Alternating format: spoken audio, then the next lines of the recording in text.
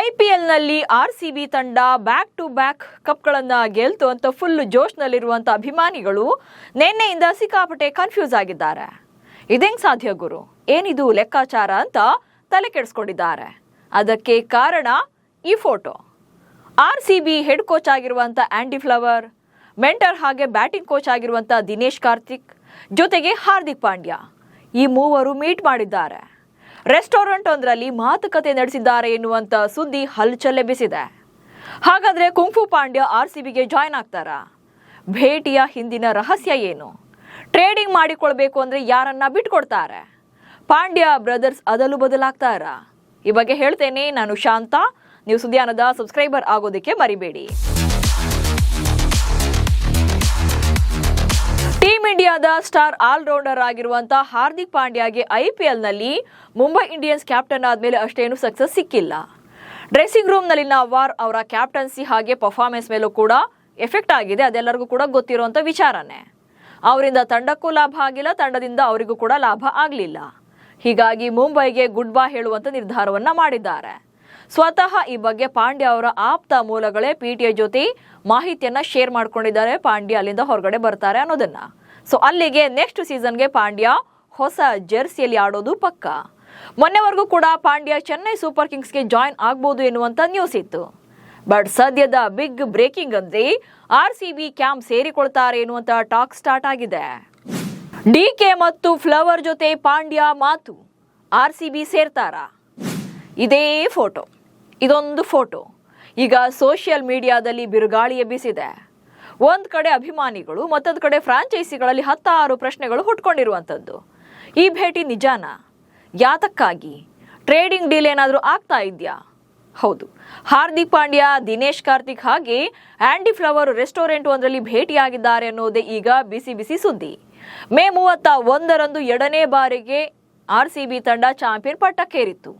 ಮರುದಿನವೇ ಅಂದ್ರೆ June 1ರಂದು ಅಹಮದಾಬಾದ್ನ restaurant ಒಂದರಲ್ಲಿ ಈ ಮೂವರು ಒಂದೇ ಟೇಬಲ್ನಲ್ಲಿ ಕುಳಿತು ಮಾತುಕತೆಯನ್ನು ನಡೆಸಿದ್ದಾರೆ. ಹಾಗಂತ ಈ ಭೇಟಿ ಪೂರ್ವ ನಿಯೋಜಿತವಾ ಅಥವಾ ಆಕಸ್ಮಿಕವಾಗಿ ಭೇಟಿಯಾಗಿದ್ದ ಗೊತ್ತಿಲ್ಲ. ಆದ್ರೆ ಮೂವರು ಕೂಡ ಒಟ್ಟಿಗೆ ಇರೋದನ್ನ ನೋಡಿ ಡೀಲ್ ಎನ್ನುವಂತ ಸುದ್ದಿ ಅಂತೂ ಹರಿದಾಡ್ತಾ ಇದೆ. ಅದರಲ್ಲೂ ಕೂಡ ಹಾರ್ದಿಕ್ ಪಾಂಡ್ಯ ಅವರೇ ನ್ಯೂ ಜರ್ನಿ ಬಗ್ಗೆ ಮಾತನಾಡಿದ್ದಾರೆ ಎನ್ನುವಂತ ವಿಡಿಯೋ ಕೂಡ ವೈರಲ್ ಆಗಿದೆ. Super excited to start this new journey in the new IPL team. Just wanted to take this opportunity to thank the owners, the management for putting their faith in me. It's a new era for us and I'm excited what lies ahead. ಇನ್ನು ಈ photo ಬಗ್ಗೆ ಕರ್ನಾಟಕದ ಮಾಜಿ ಕ್ರಿಕೆಟಿಗ ಹಾಗೆ star sports Kannada commentator ಕೂಡ ಆಗಿರುವಂತ Srinivas Murthy alias ಜಾನಿ ಕೂಡ ಮಾತನಾಡಿದ್ದಾರೆ.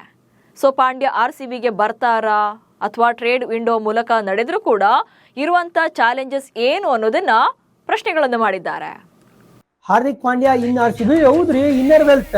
ನಾನು ಯಾವ್ದೋ ಇನ್ಸ್ಟಾ ಪೋಸ್ಟ್ ನೋಡ್ತಾ ಇದ್ದೆ, DK, Andy Flower, Hardik Pandya ಮಾತಾಡ್ತಾ ಇದ್ದಾರೆ. ಇದು ಜೂನ್ 1 ಮಾತಾಡ್ತಾ ಇದ್ದಾರೆ. ಇದು ಕೋಇನ್ಸಿಡೆಂಟ್ ಅಲ್ಲ ಅಥವಾ ಏನಾರು ನಡೀತಾ ಇದೆಯಾ ಅಂತ ಇಮ್ಯಾಜಿನ್ ಮಾಡ್ಕೊಳ್ರಿ. ಹಾರ್ದಿಕ್ ಪಾಂಡ್ಯ ಏನಾರು ಆರ್ಸಿಬಿ ತಂಡಕ್ಕೆ ಬಂದ್ಬಿಡ್ತು ಅಂತ ಹೇಳಿದ್ರೆ ಅನ್ಬಿಲಿವಲ್. ಬಟ್ ಏನ್ ಗೊತ್ತಾ ಪ್ರಶ್ನೆ, ಯಾರನ್ನ ಕೊಟ್ಬಿಟ್ಟು ತಗೋತೀರಾ ಹಾರ್ದಿಕ್ ಪಾಂಡ್ಯನ ಅಂತ ಪ್ರಶ್ನೆ ಬರಲ್ವಾ ಇವಾಗ?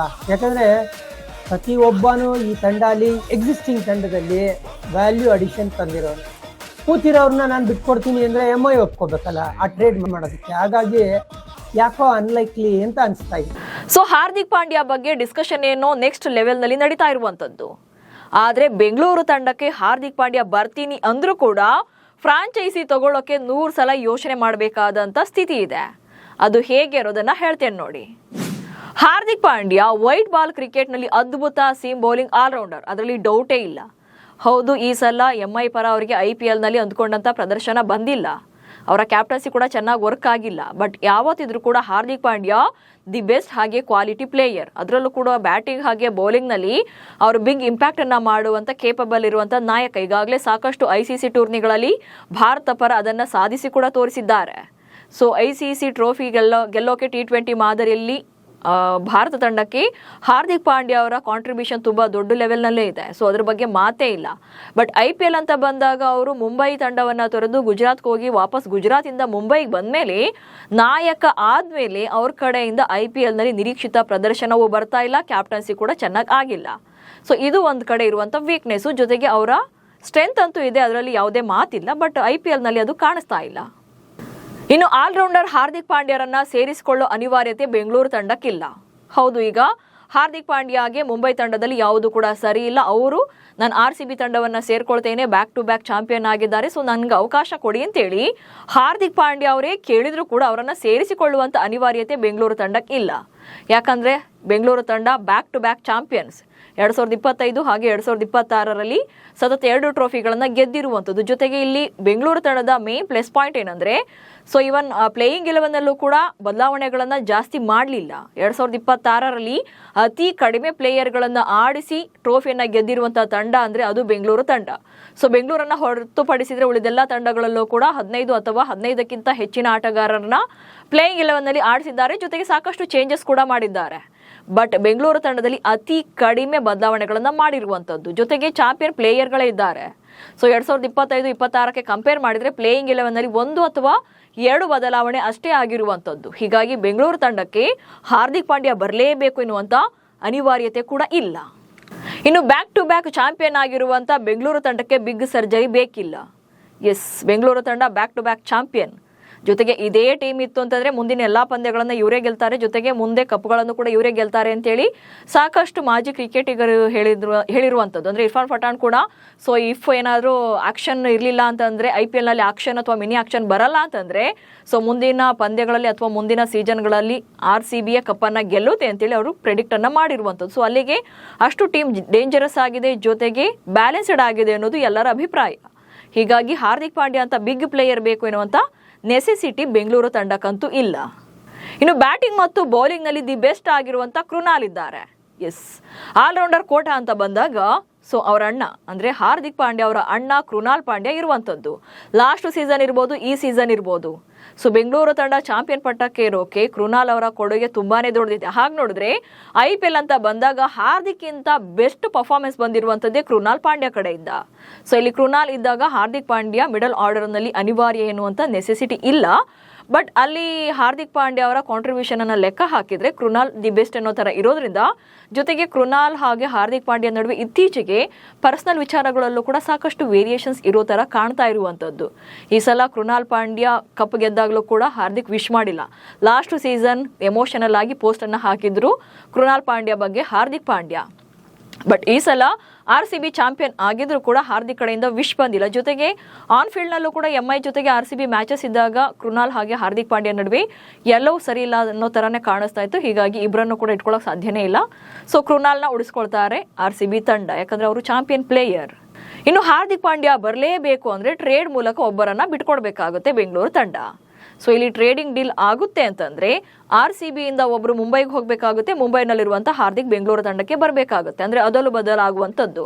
ಆದ್ರೆ ಹಾರ್ದಿಕ್ ಪಾಂಡ್ಯ ಪ್ಲೇಸ್ ನಲ್ಲಿ ಬೆಂಗಳೂರು ತಂಡದಿಂದ ಯಾರನ್ನ ಕಳಿಸ್ಕೊಡ್ತಾರೆ ಅಂದ್ರೆ ಅಲ್ಲೇ ಬರುವಂತದ್ದು ಡೌಟ್. ಯಾಕಂದ್ರೆ ಚಾಂಪಿಯನ್ಶಿಪ್ ಜರ್ನಿಯಲ್ಲಿ ಪ್ಲೇಯಿಂಗ್ 11ನಲ್ಲಿ ಆಡಿರುವಂತ ಎಲ್ಲಾ ಆಟಗಾರರು ಜೊತೆಗೆ ಬಿಗ್ ಪ್ಲೇಯರ್ಗಳು ಎಲ್ಲರೂ ಕೂಡ ತಮ್ಮ ಕಾಂಟ್ರಿಬ್ಯೂಷನ್ ಅನ್ನ ಕೊಟ್ಟೇ ಇದ್ದಾರೆ. ಸೊ ಇಲ್ಲಿ ಯಾರು ಹೋಪ್ಲೆಸ್ ಅನ್ನೋರಿಲ್ಲ ಅಥವಾ ಪೂರ್ ಪರ್ಫಾರ್ಮೆನ್ಸ್ ಅನ್ನುವಂಥ ಇಲ್ಲ. ಬಟ್ ಇದ್ರೂ ಕೂಡ ಅವರನ್ನ ಕೈ ಬಿಡೋಕ್ಕೂ ಸಾಧ್ಯನೂ ಇಲ್ಲ. ಹಾಗಂತ ಬೆಂಚ್ನಲ್ಲಿ ಕೂರಿಸೋರನ್ನ ಸೇರಿಸ್ಕೊಳ್ತಾರೆ ಅಂತಂದ್ರೆ ಇದಕ್ಕೆ ಮುಂಬೈ ಒಪ್ಪೋದಿಲ್ಲ. ಸೊ ಬೆಂಚ್ನಲ್ಲಿ ಇರೋರು ಬೇಡ ಅಂತಾನೆ ಅವರು ಹೇಳ್ತಾರೆ. ಹೀಗಾಗಿ ಟ್ರೇಡ್ ಡೀಲ್ ನಡೆಯೋದು ಕೂಡ ಅನುಮಾನ ಇದೆ, ಜೊತೆಗೆ ಸಾಕಷ್ಟು ಸವಾಲುಗಳಿರುತ್ತೆ. ಹೀಗೆ ಬೆಂಗಳೂರು ತಂಡಕ್ಕೆ ಹಾರ್ದಿಕ್ ಪಾಂಡ್ಯ ಬೇಕೇ ಬೇಕು ಎನ್ನುವಂಥ ಪೊಸಿಷನ್ ಏನಿಲ್ಲ. ಅಂಡ್ ಅದೆಲ್ಲಕ್ಕಿಂತ ಮುಖ್ಯವಾಗಿ ಈ ಭೇಟಿಯೇ ಫೇಕ್ ಎನ್ನಲಾಗ್ತಾ ಇದೆ. ಯಾಕಂದ್ರೆ ಒಂದಷ್ಟು ಮಂದಿ ಈ ಮಾತುಕತೆ ನಿಜ ಇರ್ಬೋದು ಅಂದ್ರೆ ಇನ್ನೊಂದಷ್ಟು ಜನ ಇಲ್ಲ ಇದು AI ರಚಿತ ಫೋಟೋ ಅಂತಿದ್ದಾರೆ. ಅದಕ್ಕೆ ಒಂದಷ್ಟು ಅನುಮಾನಗಳನ್ನು ಕೂಡ ವ್ಯಕ್ತಪಡಿಸಿರುವಂತದ್ದು. ಹಾರ್ದಿಕ್ ಪಾಂಡ್ಯ ಅವರ ಹೇರ್ ಸ್ಟೈಲ್ ನಲ್ಲಿ ಬದಲಾವಣೆ ಇರುವಂತದ್ದು. ಇದರ ಜೊತೆಗೆ ಪಾಂಡ್ಯ ಅವರ ಗೆಳತಿ ಮಹಿಕಾ ಶರ್ಮಾ ಜೊತೆ ಅಹಮದಾಬಾದ್ ನಲ್ಲಿ ಭೇಟಿಯಾಗಿದ್ದಾರೆ ಎನ್ನಲಾದಂತ ದಿನವೇ ಫ್ರಾನ್ಸ್ ನಲ್ಲಿ ಪಾಂಡ್ಯ ಜೊತೆಗಿನ ಫೋಟೋಗಳನ್ನ ಮಹಿಕಾ ಶೇರ್ ಮಾಡಿದ್ದಾರೆ. ಮೇ 24ರಂದು ಮುಂಬೈನ ಲೀಗ್ ಹಂತದ ಲಾಸ್ಟ್ ಮ್ಯಾಚ್ ಆದ್ಮೇಲೆ ಹಾರ್ದಿಕ್ ಪಾಂಡ್ಯ ಜೋಡಿ ಫಾರಿನ್ ಟ್ರಿಪ್ ನಲ್ಲಿ ಇರುವಂತದ್ದು. ಹೀಗಾಗಿ ಈ ಭೇಟಿ ನಿಜಾನ ಅನ್ನೋದಕ್ಕೆ ಸ್ಟ್ರಾಂಗ್ ಎವಿಡೆನ್ಸ್ ಕೂಡ ಇಲ್ಲ. ಒಟ್ನಲ್ಲಿ AI ಬಂದ್ಮೇಲೆ ಸೋಷಿಯಲ್ ಮೀಡಿಯಾದಲ್ಲಿ ಯಾವುದು ಅಸಲಿ ಯಾವುದು ನಕಲಿ ಅನ್ನೋದೇ ದೊಡ್ಡ ಪ್ರಶ್ನೆಯಾಗಿದೆ. ಈಗ ಹಾರ್ದಿಕ್ ಪಾಂಡ್ಯ ಜೊತೆಗೆ RCB ಮೆಂಟರ್ ಹಾಗೆ ಕೋಚ್ ನಡುವಿನ ಭೇಟಿ ವಿಚಾರ ಕೂಡ ಇದೇ ತರನೇ ಆಗಿರುವಂತದ್ದು. ಸೊ ಅಂತಿಮವಾಗಿ ನಿಮ್ಮ ಪ್ರಕಾರ ಬೆಂಗಳೂರು ತಂಡಕ್ಕೆ ಹಾರ್ದಿಕ್ ಪಾಂಡ್ಯ ಬೇಕಾ? ಬಂದರೂ ಕೂಡ ಯಾರನ್ನ ಟ್ರೇಡಿಂಗ್ ಮೂಲಕ ಅದಲು ಬದಲು ಮಾಡಿಕೊಳ್ಬಹುದು ಅನ್ನೋ ಬಗ್ಗೆ ಕಮೆಂಟ್ಸ್ ಮೂಲಕ ತಿಳಿಸಿ. ಹಾಗೆ ಸುದ್ದಿಯನ್ನ ಫಾಲೋ ಮಾಡಿ. ನಮಸ್ಕಾರ.